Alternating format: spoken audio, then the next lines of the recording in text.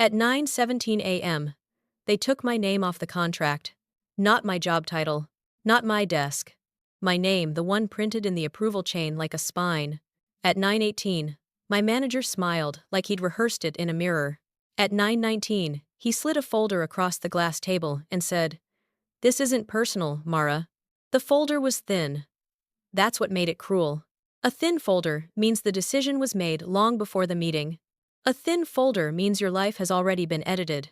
Behind him, a new face waited at the door. A smiling intern. 22. Perfect hair. Perfect posture. Holding a laptop like it was a bouquet. Her name was Lila. My replacement had dimples. "Lila will be stepping in," my manager said. "You'll support her during the transition." Support. A soft word. A leash, disguised as a ribbon.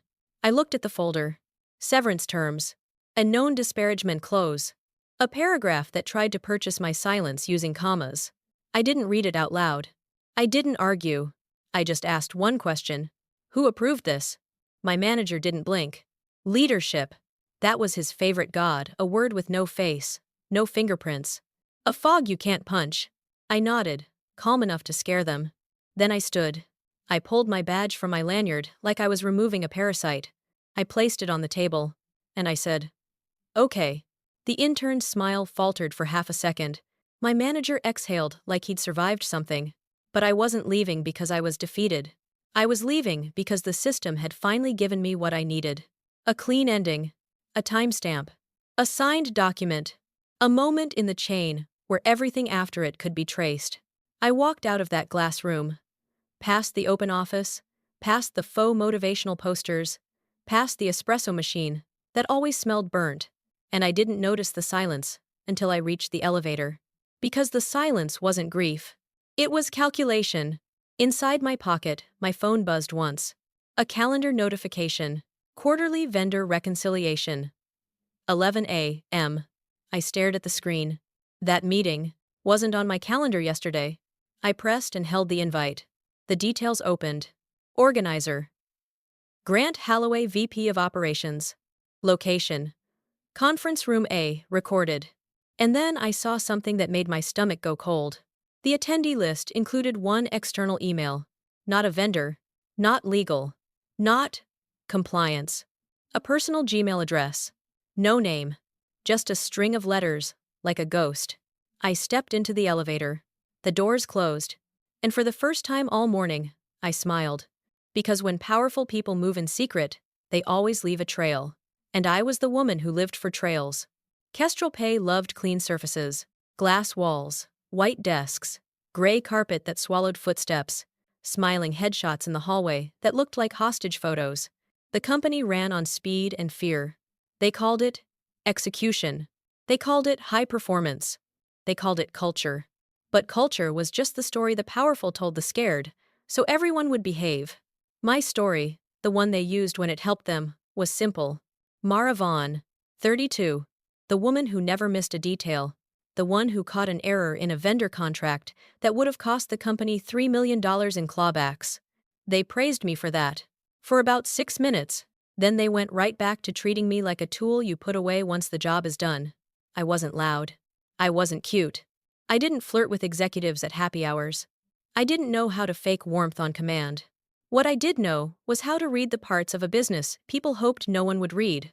Approval chains. Version history. Audit logs.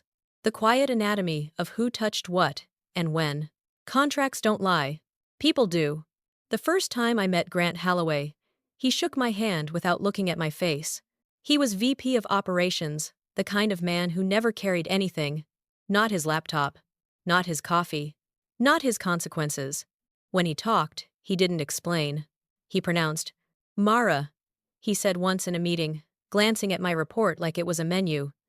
"You're very thorough." In Kestrel Pay language, that meant, "You slow us down." After that, things changed in small ways. The kind of small ways that add up to a warning. My name got dropped from email threads that used to include me. I'd hear about deadlines after they were already missed. A meeting would be moved, and I'd be the only person not told. It's a classic corporate murder. Not the loud kind. The quiet kind. The kind where they act surprised. You're bleeding. The person who delivered the quietest cuts was my manager, Ethan Mercer.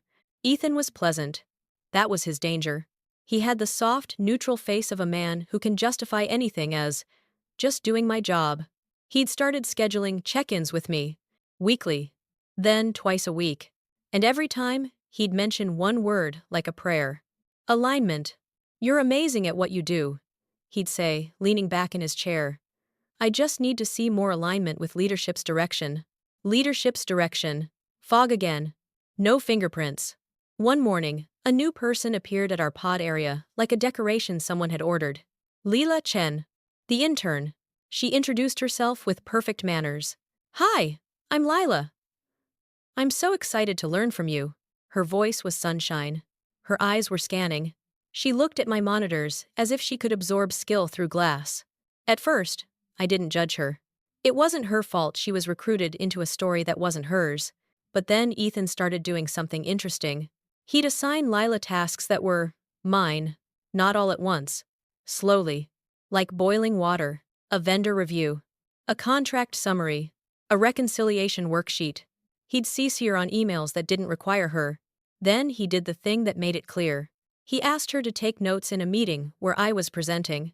As if I was a guest speaker at my own funeral. I watched Lila smile. Nod, type.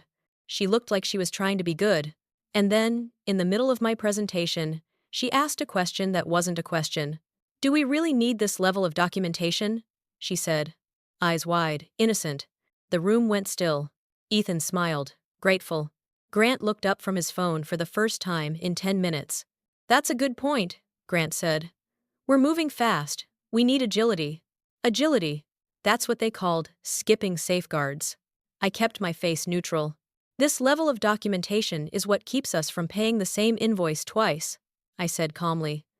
Or approving a vendor who shouldn't be approved. Grant's mouth tightened. He didn't like being corrected by someone who didn't belong to his tribe. After the meeting, Ethan pulled me aside. Hey, he said gently, like he was petting a nervous animal. That came off. A little rigid. Rigid. Another corporate insult disguised as feedback. Next time, Ethan said, try to be more open to fresh thinking. Fresh thinking. That's what they called inexperience when it flattered them. I nodded. I didn't argue.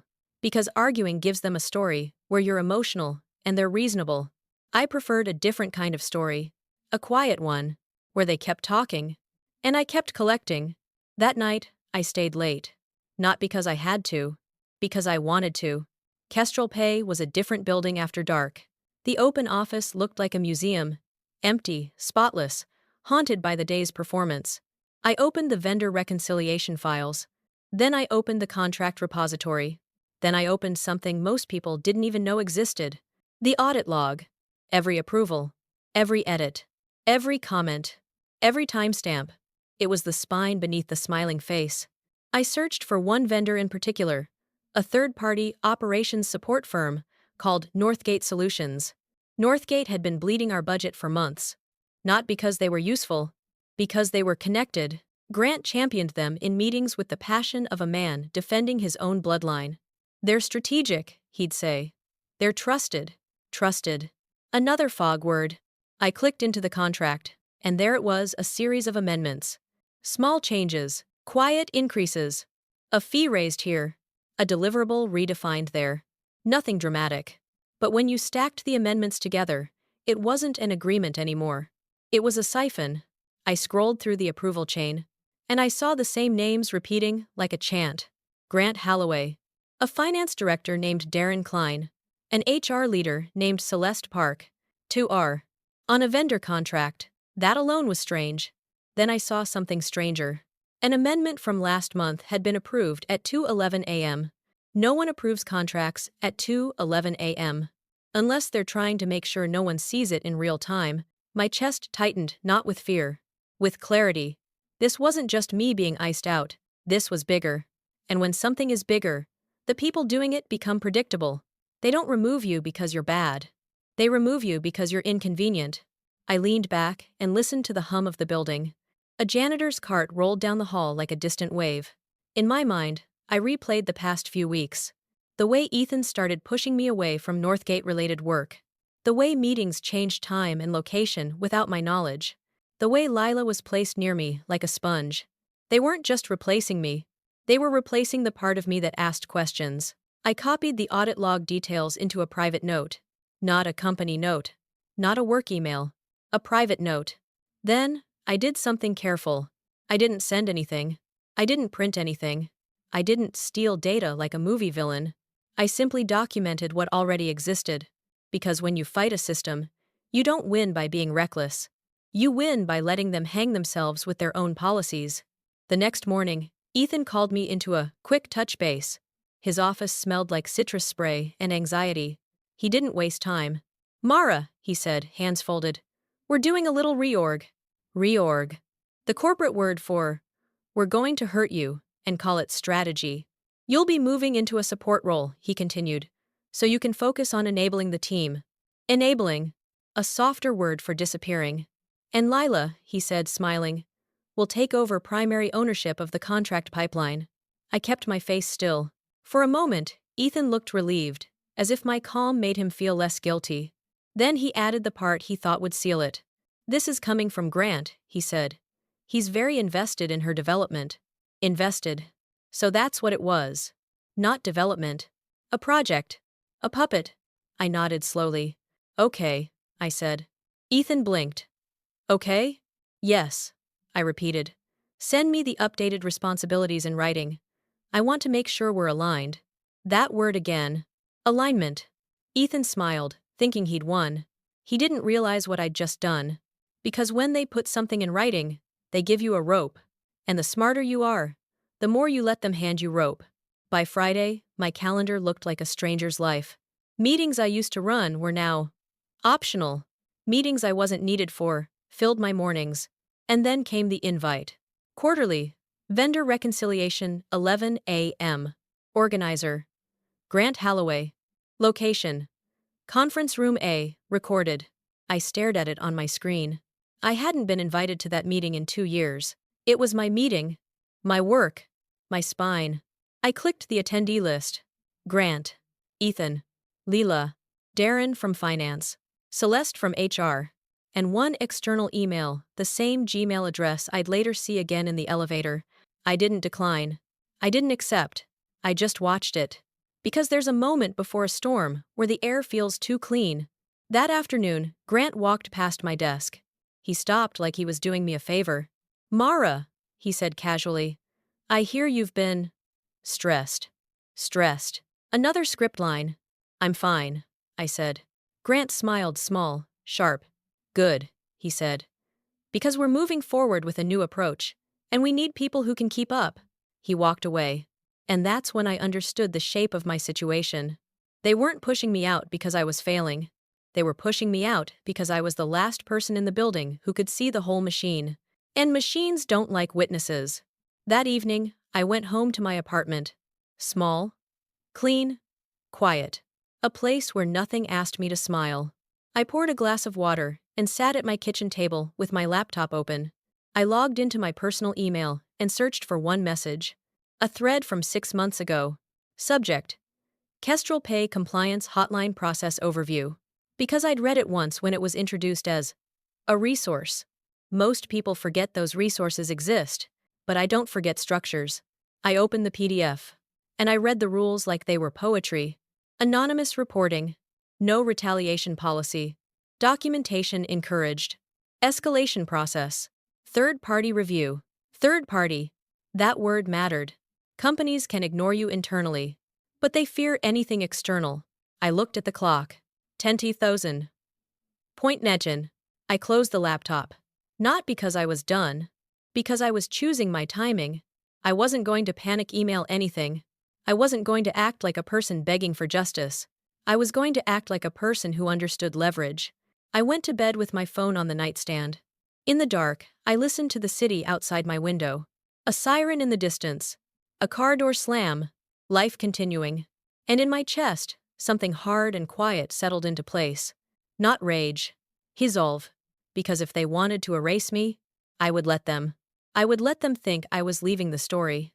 And then I would remind them of something they'd forgotten. You can remove a name from a contract, But you can't remove the truth from an audit log. And the truth has a timestamp. The next morning, I dressed like nothing was wrong. A black blazer, a white blouse, hair pinned back tight enough to feel like armor. At Kestrel Pay, appearance was a language, and I needed to speak fluently. I arrived early. Not because I was eager, because early is when people forget to perform. Early is when they reveal the seams. Conference Room A sat at the end of a hallway lined with glass. It was the company's favorite room for important conversations, the kind that needed to look honest. Above the door, a small red light glowed. Rec. They loved that light. It made them feel clean, like recording something automatically makes it ethical. I hovered outside the door for a second, watching bodies move inside. Grant's silhouette at the head of the table. Ethan to his right, posture, submissive, smile loyal. Darren from finance leaning forward like a man ready to bless numbers. Celeste from HR sitting with her hands folded, expression neutral. And Lila. Lila was there with her laptop open, eyes shining. She looked like she'd been invited to a birthday party. I took a breath, then walked in. No hesitation. No apology. Just the quiet confidence of a woman who belonged, even if the room disagreed. Grant looked up, surprised enough to be offended. "Mara," he said, voice smooth. "I didn't realize you were still on this thread." I smiled softly. "Vendor reconciliation is in my scope," I said, as if it were the most normal thing in the world. "I'm here to support." Support, a word they loved, when it kept you small. Grant's eyes narrowed.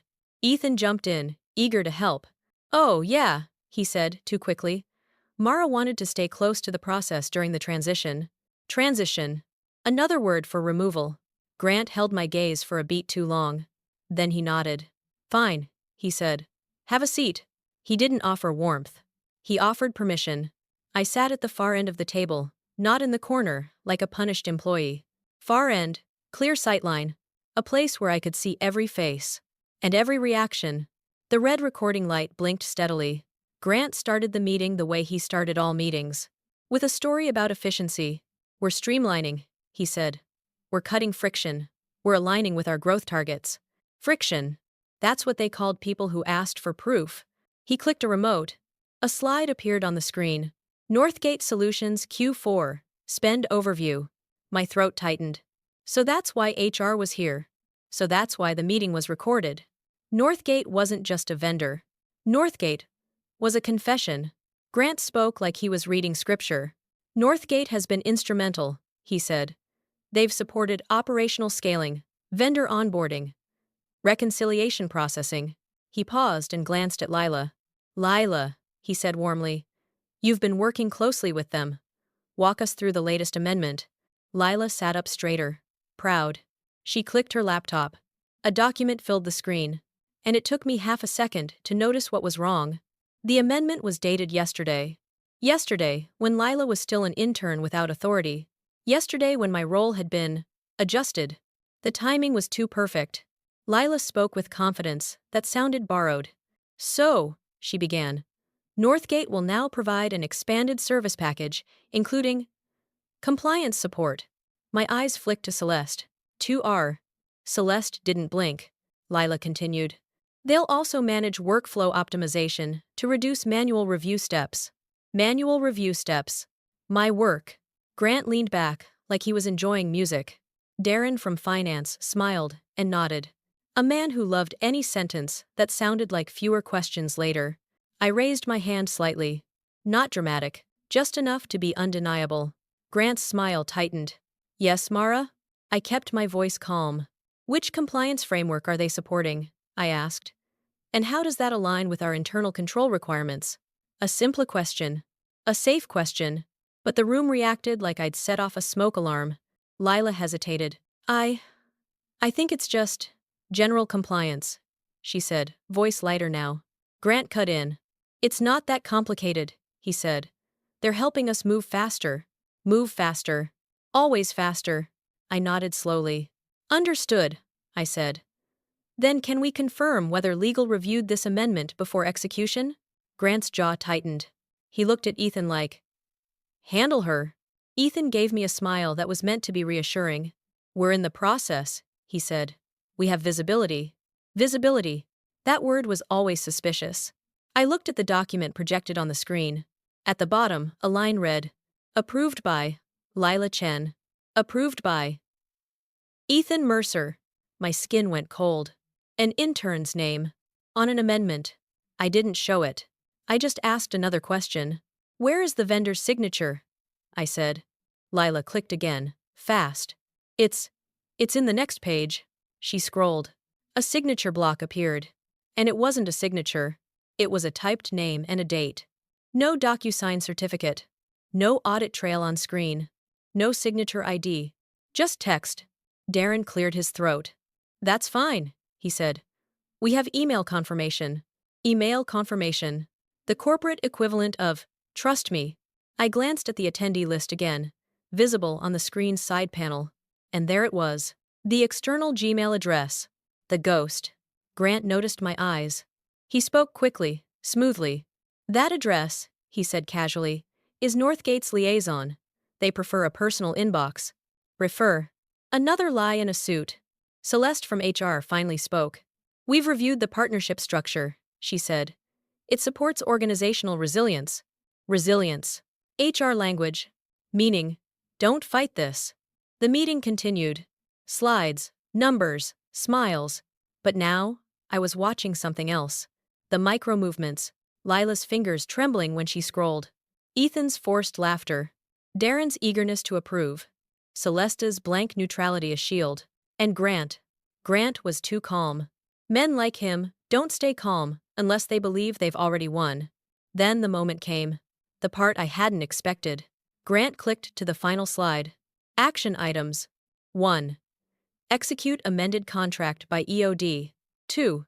Transition ownership fully to Lila. 3. Update approval, chain and system access.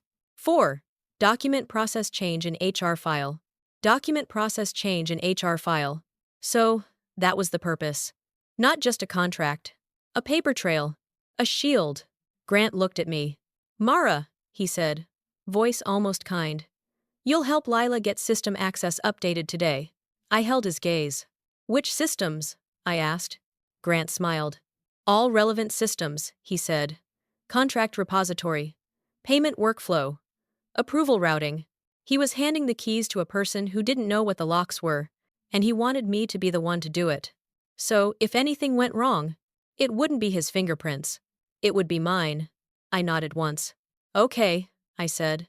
Grant's shoulders loosened, barely. Then Celeste spoke again. Softer this time.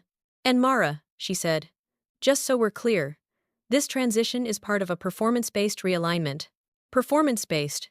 There it was. The official story they needed. Not "we pushed her out." Not "she asked questions." Not "she saw Northgate." Just performance. I smiled politely. "Understood," I said. And then I did something that made Ethan blink. "I'd like that in writing," I added. "So I can align my support with the documented rationale." Silence. Grant stared at me. Ethan's smile froze. Celeste's eyes flickered just once. That flicker told me everything. They didn't want writing. They wanted fog. Grant recovered first. "We'll have HR send the documentation," he said, voice clipped. "Anything else?" I looked at the screen. At Lila's name on the approval line. At the missing DocuSign certificate. At the ghost Gmail. At the red recording light that blinked like a heartbeat. Then I asked the question that sounded innocent. "Will this meeting recording be retained per policy?" I said. "Or is it being categorized differently?" Darren frowned. Ethan swallowed. Grant's smile sharpened. "It will be handled appropriately," Grant said. "Appropriately. A word that means, we decide." I nodded. "Perfect," I said. The meeting ended. Chairs scraped. Laptops closed. People stood. Grant walked toward the door with Ethan and Darren like a king leaving his court. Lila gathered her things, still trying to look confident. Celeste lingered, watching me like she was measuring risk. As they filed out, Lila slowed beside me. Her smile was smaller now. She whispered, eyes darting toward the hall. "Can I ask you something?" "Sure," I said quietly. She hesitated. Do you think I'm doing okay?" she asked. Her voice wasn't arrogance. It was fear. And in that instant, I saw her differently. Not a villain. A tool. A young person standing on a trapdoor, thinking it was a stage. I kept my face neutral. You're doing what they're asking, I said. Lila swallowed. That's good, right? I looked at her. And for the first time, I let a hint of truth touch my voice. It depends, I said softly, on whether you understand what you're signing. Her eyes widened. I didn't sign anything, she said quickly. I tilted my head slightly. Your name is on the approval line, I said. That's a signature here. Lila's face drained. No, she whispered. Ethan said, it's just internal. Internal. The lie they tell interns so they don't ask questions. Lila gripped her laptop tighter. What? What does it mean? She whispered. I glanced at the door. Celeste was still there, watching. So I kept my words clean. It means, I said, that your name can be used as proof that the process was followed. Lila's eyes flicked toward Celeste, then back to me. And if it wasn't? I didn't answer. Because the walls had ears. Because HR was still in the room. Because I wasn't here to save Lila. Not yet. I stood and gathered my notebook. Just be careful, I said. And read what you approve. Lila nodded fast, like a child.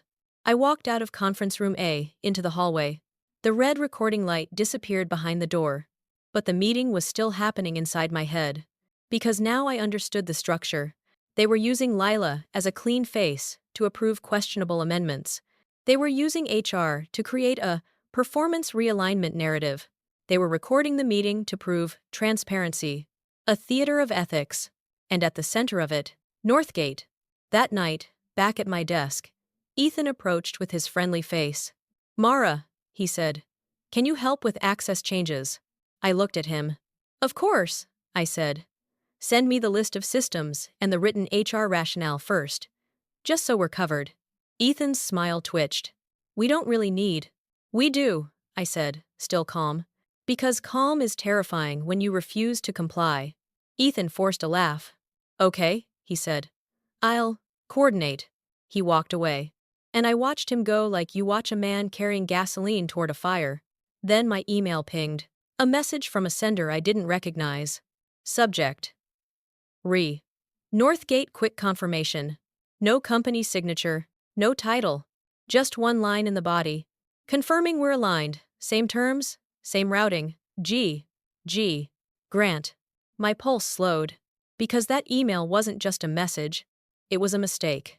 He'd sent it to the wrong thread. And he'd CC'd the wrong person. Me. I stared at the screen. At the timestamp. At the sender address. At the casual certainty of a man who believed no one could touch him. And I realized something sharp and beautiful. They didn't just want me gone. They wanted me to become the person who made their story look clean. The bridge they could burn behind them. But they had forgotten one thing about me. I don't burn bridges. I label them. I map them. I keep the receipts. And then, I let everyone else watch the fire. The email sat in my inbox like a live wire. No logo. No footer. Just certainty. Same terms. Same routing. G. Men like Grant don't send emails like that unless they believe the room is empty. And in his mind, it was. I didn't reply. I didn't forward it. I didn't even mark it unread. I let it breathe. Because panic makes people sloppy, and patience makes them loud. By noon, HR sent the documentation. Exactly like I'd asked. Subject. Role realignment documentation. The attachment was clean, professional, bloodless. It said my role change was due to performance alignment with evolving operational needs. No accusations. No specifics. Just fog thick enough to hide a crime. But there was one thing they couldn't avoid. A line at the bottom. Employee responsibilities to be transitioned with full system access continuity. Continuity. That word would become my lever. I opened the internal policy database. Not the one people used. The one people forgot. The Access Governance Manual. Most employees never read it, because it was boring. But boring documents are where power hides. I searched for one section. Change of control and delegated access. And there it was. A paragraph written in legal English so dry it could stop a heart. Any modification to approval routing, payment workflows, or contract authority following a role transition must be logged, reviewed, and retained for audit purposes. Retroactive edits are prohibited. Retroactive edits are prohibited. I smiled. That meant, once access changed, every action after would be frozen in time. Logged. Stamped. Preserved. I replied to HR. Short? Polite. Thanks for sending this. I'll proceed in accordance with access governance policy to ensure continuity. I CC'd Ethan. I CC'd IT security. Because light is dangerous to people who operate in shadows. Within minutes, Ethan was at my desk. Too fast. Too eager. Hey, he said, voice low. We don't need to involve IT for this. I looked up at him slowly. Yes, I said. We do. He laughed thin. This is just a temporary transition. Temporary. Another lie wrapped in a smile. Policy doesn't distinguish, I said. Only access does. Ethan leaned closer. Mara, he said quietly. Let's not overcomplicate things. There it was. The warning disguised as advice. I met his eyes. I'm not, I said. I'm documenting. That word landed like a slap. Ethan straightened. Fine, he said. Do what you need. He walked away too quickly. A man who knows the ground just shifted. An hour later, IT responded. They scheduled a formal access transition window. Recorded. Logged. Witnessed. Exactly what Grant didn't want. At 3:47 p.m., Leela appeared at my desk. Her face was pale. Ethan said, I need to sit with you, she said. For the access changes. I nodded. Sit, I said. She perched on the edge of the chair like she was afraid of breaking it. I opened the system. Slowly. Deliberately. So, I said casually. Before I transfer anything, I need you to confirm something. She nodded too fast. Do you understand? I continued. That once this access is active, every approval you make will be logged under your name. Yes, she said. I think so. And that those logs can't be altered, I added. She froze. What do you mean? Can't be altered? I turned the screen slightly so she could see. Policy, I said. It's not optional. Her fingers clenched around her laptop strap. They didn't tell me that, she whispered. Of course they didn't. I kept my voice neutral. I need your verbal confirmation before proceeding, I said. That you understand. This wasn't kindness. This was protection. Because once she confirmed, the responsibility would be undeniable. I understand, Lila said. Her voice shook. I clicked confirm. The system chimed softly. Access granted. Routing updated. Audit trail locked. And just like that, the trap was set. I sent a confirmation email. To Grant. To Ethan. To HR. To IT security. Subject. Access transition completed. Logged per policy. I attached screenshots. Not emotional. Not accusatory. Just facts. At 4:12 p.m., my phone rang. Grant. I let it ring twice before answering. Mara, he said, voice smooth but tight. Why was IT involved? Policy, I said simply. A pause. That wasn't necessary, he said. It was mandatory, I replied. Another pause. Longer this time. You're making this harder than it needs to be, Grant said. No smile now. No performance. Just irritation.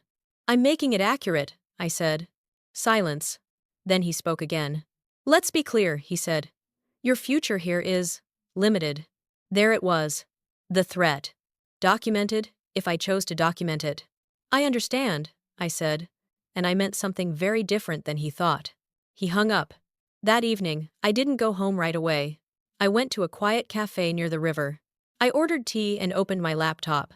Personal email. Compliance hotline portal. Anonymous. But not empty. I uploaded exactly 3 things. 1. The audit log excerpts showing Northgate's amendments and timestamps. 2. The access transition confirmation showing Lila's authority and non-retroactive logs. 3. Grant's email. Same terms, same routing, no commentary, no emotion, just evidence. I didn't accuse anyone. I didn't tell a story. I let the system tell it for me. Then I closed the laptop. Because once you pull that lever, you don't push again. The next morning, the building felt different. Quieter. Emails slowed. Meetings disappeared from calendars. Doors closed more often. At 10:03 a.m., a company-wide notice went out. Internal audit review initiated vendor operations. No names. Yet. At 11:26, Darren from finance left early. At 1:14, Celeste canceled all her meetings. At 2:30, Leela stopped by my desk. Her eyes were red. "They're asking me questions," she whispered. "About approvals. About Northgate." I nodded. "Tell the truth," I said. Her voice cracked. "I didn't know," she said. "I know," I replied. She looked at me like I was the only solid thing left. "What happens now?" she asked. I closed my laptop. "Now," I said. The story stops being controlled by the people who benefited from it. At 4:58 p.m., Grant was escorted out of the building. No announcement. No drama. Just security. A box. A silence that spread faster than gossip. Ethan didn't come in the next day. Neither did Darren. By Friday, Northgate's contract was under review. By Monday, it was terminated. No press release. Just absence. And on Tuesday morning, HR called me in. Different tone this time. Different posture. "We'd like to discuss your role," they said carefully. I listened. I smiled. And when they finished, I said one sentence. "I'll consider it," I said. After my attorney reviews the full audit report, the room went very still. Because power shifts don't announce themselves. They reveal themselves in who gets careful. HR never called meetings when they were afraid. They called them conversations. "Just a conversation," the email said. No agenda. No attachments. A glass room on the top floor. The one with the city view, a reminder of how small you are supposed to feel. When I arrived, 2 people were already seated. Celeste from HR, and a man I didn't recognize. Mid-40s. Gray suit. Eyes that didn't blink enough. He stood first. "Mara Vaughn," he said, offering a hand. "I'm Daniel Brooks, external counsel." External. That word meant one thing. Damage control. We sat. No recording light this time. Celeste folded her hands like she was praying for the right outcome. Daniel smiled like he'd done this 100 times. "We appreciate your professionalism during a complicated period," he began. Professionalism. The compliment they use when they don't want to admit fear. "We want to move forward constructively," he continued. "For everyone involved. Everyone involved. Not justice. Not truth. Containment." Daniel slid a folder across the table. Thicker than the one they gave me in the hook. "Thick folders mean negotiation. Inside," he said calmly, "is an offer." I didn't open it. He went on anyway. "Reinstatement at senior director level," he said. "Expanded scope. Direct reporting line to the COO." Celeste nodded, eager. "We recognize your value," she added softly. "Recognize." Now that the building had burned. Daniel leaned forward. "Plus," he said, "a discretionary retention bonus." He named a number. It was large. Large enough to change how some people see themselves. And, he added, a mutual non-disclosure agreement. There it was, the price of silence. I finally opened the folder. The pages were pristine. Language polished to a shine. No admission of wrongdoing. No acknowledgement of retaliation. Just opportunity. I read until the last page. Then I looked up. "Is this contingent?"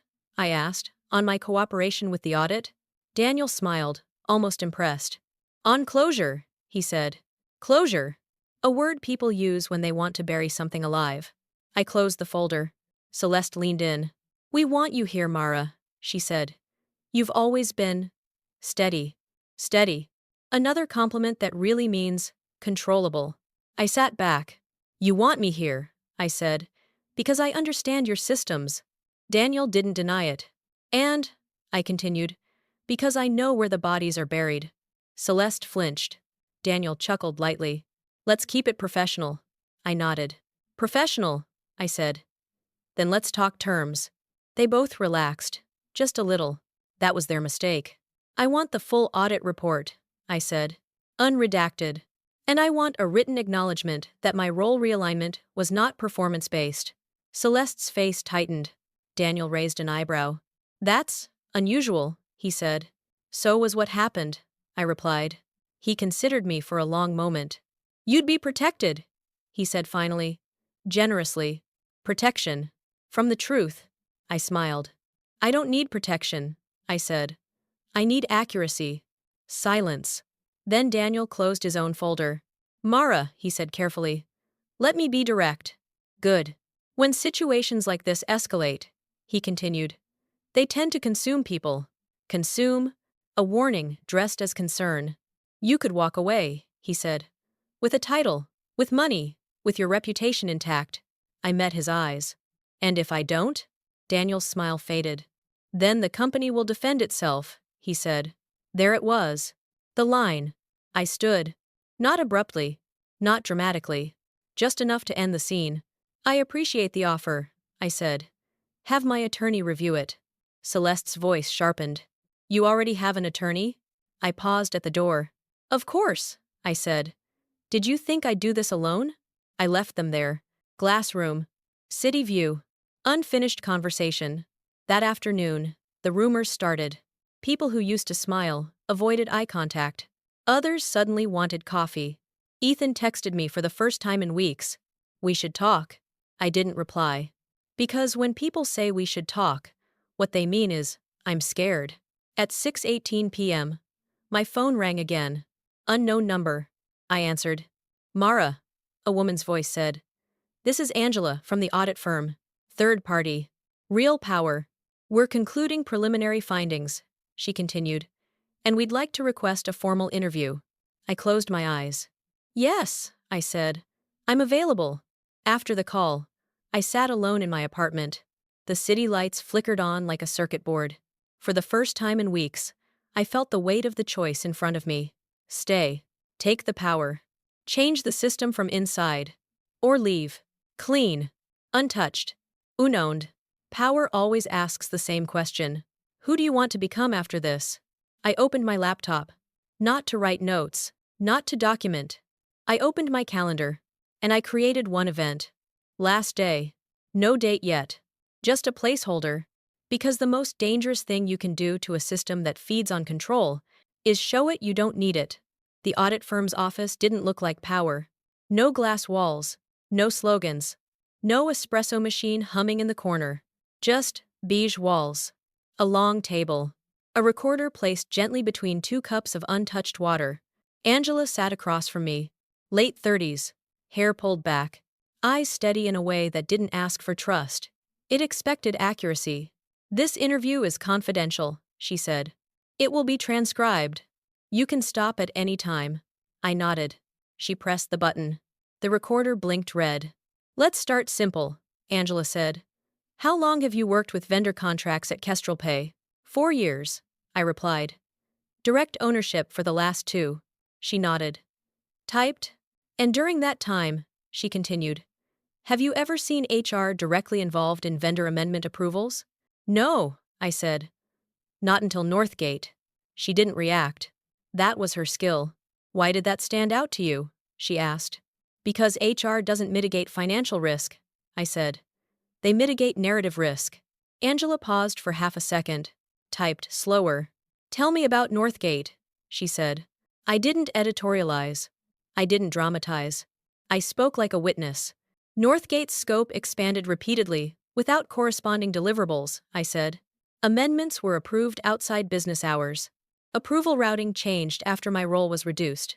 An intern was listed as an approver. Angela raised her eyes. Did you authorize that routing change? No. Did you train the intern on approval authority? No. Did anyone ask you to? No. She typed again. The room stayed quiet. Then she asked the question designed to make people flinch. Why do you think you were removed from the process? I took a breath. Because I could see the entire chain, I said. And I was inconvenient. Angela nodded once. Did anyone explicitly tell you to stop asking questions? No, I said. They told me to align. She almost smiled. Almost. We went deeper. Dates. Times.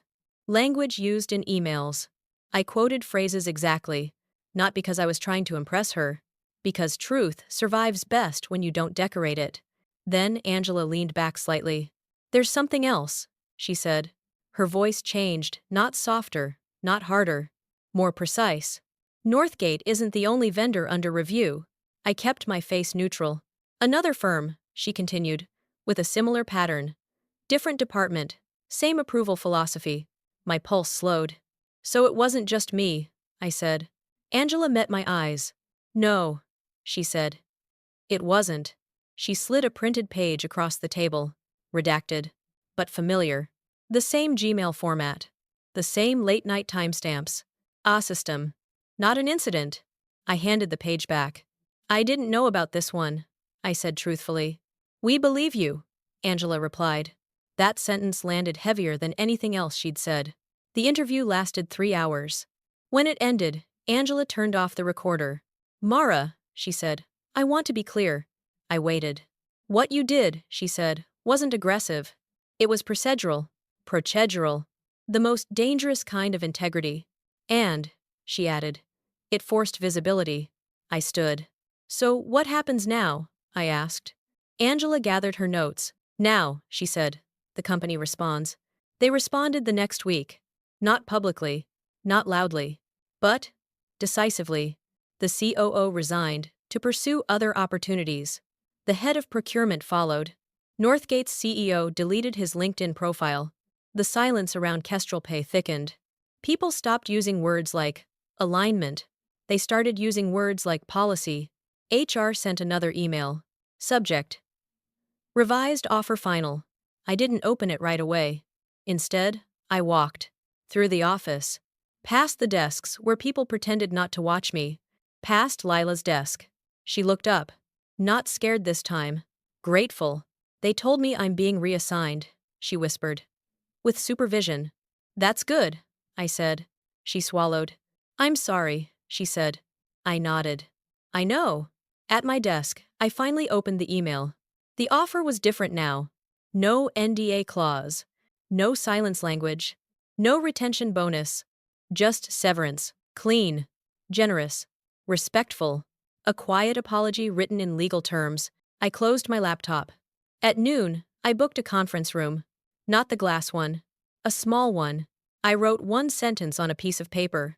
I decline. Then I stood. And for the last time, I removed my badge.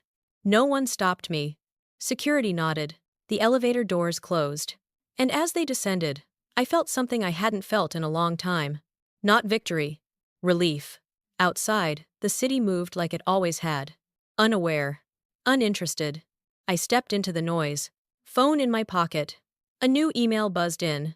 From Angela. Subject: thank you. Just one line inside.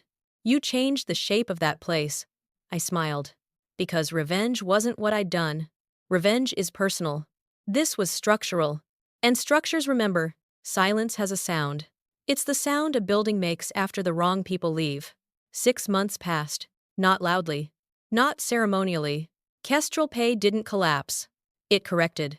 That's how systems survive scandals, they don't confess. They adjust posture. New leadership arrived with softer voices and stricter language. Policies were rewritten. Approval chains doubled.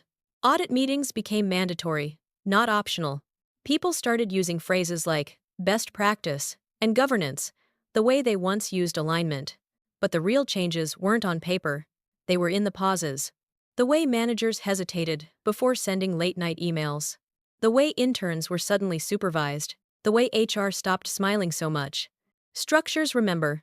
So do people. I was in a different building now. Smaller. Quieter. A consulting firm that specialized in exactly the things Kestrel Pay used to avoid. Risk. Controls. Truth. My title didn't impress anyone. Which is how I knew it was real. One afternoon, my phone buzzed. Unknown number. I almost ignored it. Almost. Mara Vaughn? A man asked when I answered. Yes. This is Ethan Mercer. I closed my eyes. Not because I was angry, because I wasn't. I heard you left consulting, he continued quickly. I'm exploring options. Exploring. The word people use when gravity finally finds them. I was wondering, he said, if you'd be open to a conversation.